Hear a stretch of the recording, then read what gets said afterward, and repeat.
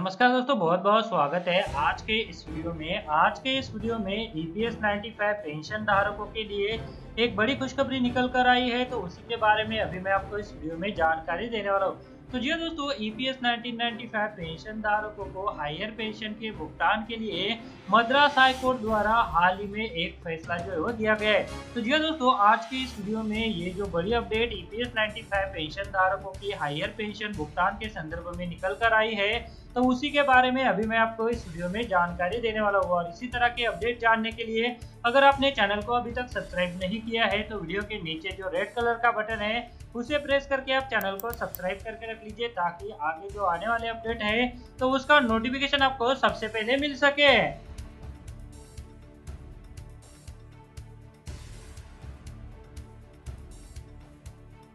तो चलिए दोस्तों, ईपीएस 1995 पेंशन धारकों के हक में एक बार फिर से मद्रास हाई कोर्ट द्वारा एक बड़ा फैसला दिया गया है। तो उसी के बारे में अभी मैं आपको इस वीडियो में जानकारी देने वाला होता है। दोस्तों, ईपीएस 95 पेंशन धारकों के लिए बड़ी खुशखबरी निकल कर आई है, जिसके तहत बताया गया है कि EPS 95 pensioners was found eligible for revision of pension on higher wages Madras high court. तो क्या दोस्तों, ईपीएस 1995 पेंशन धारकों को उनकी एक्चुअल सैलरी के बेसिस पर हायर पेंशन भुगतान किए जाने के संदर्भ में हाल ही में मद्रास हाई कोर्ट द्वारा एक बड़ा फैसला यहाँ पर दिया गया है। तो जी दोस्तों, आगे इस अपडेट में बताया गया है कि मद्रास उच्च न्यायालय की मदुरै बेंच ने सुप्रीम कोर्ट के आरसी गुप्ता मामले फैसले का हवाला देते हुए उच्च वेतन पर पेंशन के संशोधन के लिए योग्य पाए गए एक मुकदमे के लिए देय पेंशन की वृद्धि का ईपीएफओ को आदेश दिया है। याचिकाकर्ता बी धनसेकरण 1978 में सचिव के रूप में परमकुडु में कृषि सहकारी क्रेडिट सोसाइटी में शामिल हुए थे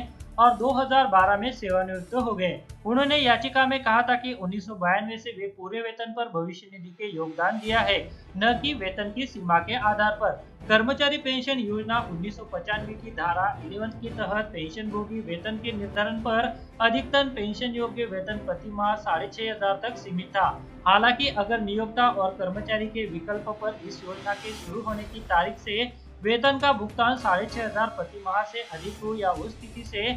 वेतन 5,000 या 6,500 रुपए से अधिक हो जो बाद में हुआ था, और 8.33 नियोक्ता का हिस्सा पेंशन फंड में भेजा जाता है, पेंशन योग्य वेतन इस तरह के उच्च वेतन पर आधारित होगा। 2014 में कर्मचारी पेंशन योजना में संशोधन किया गया, जिसके तहत अधिकतम पेंशन योग्य वेतन 15,000 रुपए तक संशोधित किया गया है। 2016 में कोर्ट में आरसी गुप्ता मामले ने फैसला सुनाया था कि पेंशन योजना के खंड 11 और 3 के तहत अपने विकल्प को चुनने के लिए नियोक्ता कर्मचारी की पात्रता निर्धारित करने के लिए कोई कट ऑफ तारीख नहीं थी। एक लाभकारी योजना जिसे कट ऑफ तिथि के संदर्भ में पराजित करने की अनुमति नहीं दी जानी चाहिए, यह कोर्ट द्वारा कहा गया था। इसके अलावा सर्वोच्च न्यायालय ने कहा कि उस स्थिति में जहां नियोक्ता के हिस्से में जमा राशि वास्तविक वेतन पर थी, न कि सीलिंग राशि, वह सब जो प्रोविडेंट कमिश्नर को करना था वह था खातों की समायोजना। इसके अलावा सुप्रीम कोर्ट ने आरसी गुप्ता मामले में कहा था कि एक बार रिटर्न दाखिल करने के मामले में भी जो रिटर्न भरने वाला था उसका परिणाम लाभ कर्मचारियों को दिया जाएगा। तो दोस्तों, यहाँ पर आरसी गुप्ता केस का हवाला देते हुए एक बार फिर से मद्रास हाईकोर्ट ने ईपीएस 1995 पेंशन धारकों को हायर पेंशन भुगतान का आदेश यहाँ पर ईपीएफओ को दिया है। तो जी दोस्तों, आगे यहाँ पर बताया गया है, इस फैसले पर भरोसा करते हुए याचिकाकर्ता ने पेंशन बढ़ाने की मांग की। 2018 में दायर उनकी पूर्व याचिका को उच्चतम न्यायालय के फैसले के आधार पर उनके प्राधीनत्व पर विचार करने के लिए संबंधित अधिकारियों को निर्देश देने के साथ निपटारा किया गया था। हालांकि जैसा ही उनके प्रतिनिधित्व पर विचार नहीं किया गया था, उन्होंने अदालत के सामने एक नई याचिका को दाखिल कर दिया था। न्यायमूर्ति जीआर स्वामीनाथन ने प्रोविडेंट फंड कमिश्नर द्वारा याचिकाकर्ता को भेजे गए पत्र का संज्ञान लिया, जहां यह माना गया है कि याचिकाकर्ता उच्च वेतन पर पेंशन में संशोधन के लिए पात्र है। याचिकाकर्ता भी एक छूट प्राप्त प्रतिष्ठान से संबंधित है।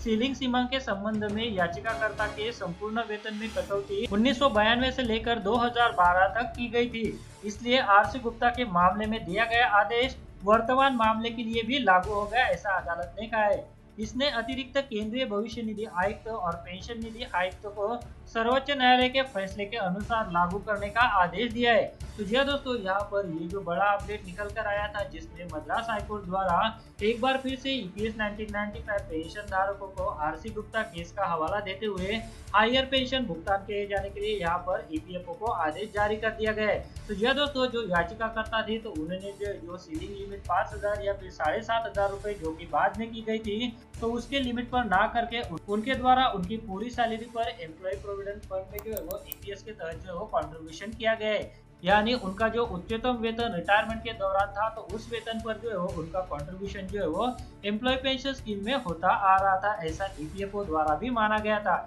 इसलिए यह जो पेटिशनर है तो वो हायर पेंशन के लिए एलिजिबल है, ऐसा कोर्ट द्वारा यहाँ पर आदेश दिया गया। और इससे पहले आरसी गुप्ता केस के तहत जो फैसला सुप्रीम कोर्ट द्वारा दिया गया था, तो वही फैसला यहाँ पर ये जो वर्तमान का मामला है तो इसके ऊपर भी लागू होता है, ऐसा यहाँ पर मद्रास हाईकोर्ट द्वारा कहा गया है। तो जी दोस्तों, ईपीएस 1995 पेंशन धारकों के लिए ये जो बड़ी खुशखबरी निकल कर आई थी, तो उसी के बारे में जो है अभी मैंने आपको इस वीडियो में जानकारी दी। तो जी दोस्तों, अभी जान लेते हैं कि यह जो फैसला दिया गया है तो इससे जो है वो किन पेंशन धारकों की पेंशन में बढ़ोतरी होगी। तो जी दोस्तों, यहाँ पर इस मामले में कहा गया है कि जो पेटिशनर है, याचिका करता है भी धन से करन, तो उनकी पेंशन में जो है वो यहाँ पर बढ़ोतरी की जाएगी। तो जी दोस्तों, इस मामले के तहत ईपीएफओ को भी यह आदेश जो है वो दे दिए गए हैं। और यह जो याचिका है तो इसके फैसले में कहा गया है कि 10 वीक के भीतर जो है वो ये जो पेटिशनर्स है तो उनको जो है वो उनकी उच्चतम सैलरी के बेसिस पर हायर पेंशन का भुगतान किया जाए। तो जी दोस्तों, यह जो ऑर्डर यहाँ पर मद्रास हाईकोर्ट द्वारा पास किया गया है, तो इसे डाउनलोड करने के लिए एक लिंक भी यहाँ पर दिया हुआ है। तो इस लिंक पर क्लिक करके आप ये जो ऑर्डर कॉपी है तो उसे जो है वो डाउनलोड करके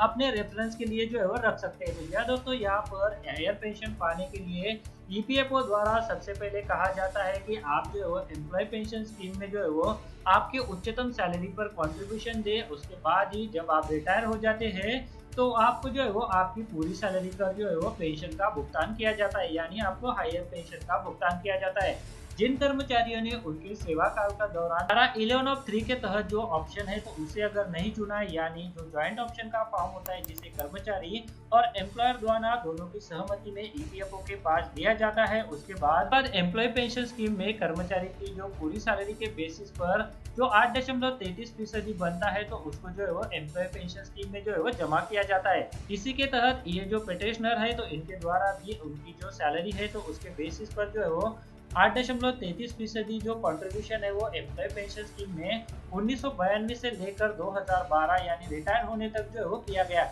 ऐसे में ये जो पेटिशनर है तो वो हायर पेंशन के लिए एलिजिबल है, ऐसा यहाँ पर कोर्ट द्वारा आदेश देते हुए ईपीएफओ को कहा गया है कि 10 वीक के भीतर यह जो ऑर्डर है तो उसे पारित होने के बाद जो है वो इनको हायर पेंशन का भुगतान जो है वो किया जाए। तो यह दोस्तों, ईपीएस 1995 पेंशन धारकों की हायर पेंशन के संदर्भ में ये जो बड़ा अपडेट निकल कर आया था, तो उसी अपडेट के बारे में अभी मैंने आपको इस वीडियो में पूरी जानकारी दी। वीडियो में दी गई जानकारी अगर आपको अच्छी लगी है, साथ में मद्रास हाईकोर्ट द्वारा ये जो फैसला ईपीएस 95 पेंशन धारकों के हक में दिया गया है, तो इसके बारे में आपकी जो भी राय बनती है तो इस वीडियो के नीचे जो कमेंट बॉक्स है वहां पर आप जरूर बताइए। साथ में अगर आपने आगे जो आने वाले अपडेट है इसके लिए अगर आपने चैनल को अभी तक सब्सक्राइब नहीं किया है तो वीडियो के नीचे एक रेड कलर का बटन है, उसे प्रेस करके आप चैनल को सब्सक्राइब करके रख लीजिए, ताकि भविष्य में आपसे रिलेटेड जो भी अपडेट आए तो उसका नोटिफिकेशन आपको सबसे पहले मिल सके।